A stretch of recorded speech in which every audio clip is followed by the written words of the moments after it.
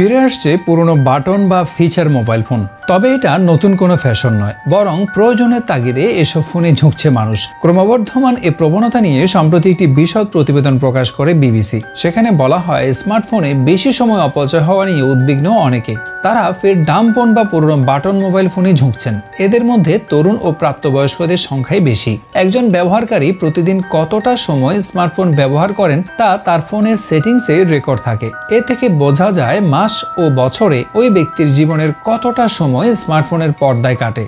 এই রেকর্ড এক ধরনের অস্বস্তিতে ফেলছে ব্যবহারকারীদের। যে প্রযুক্তি মানুষের জীবনের একটি দরকারি ও উপকারী অংশ হতে পারত, সেটি এখন নেশায় পরিণত হয়েছে। বহু মানুষ আছেন যারা স্মার্টফোনে আসক্ত। সোশ্যাল মিডিয়া আসক্তি তৈরি হয় মূলত কোনো কিছু মিস করার ভয় থেকে আর আপডেট থাকার তাগিদে। তাই অনেকেরই ধারণা এই আসক্তি থেকে বেরিয়ে আসা বেশ কঠিন।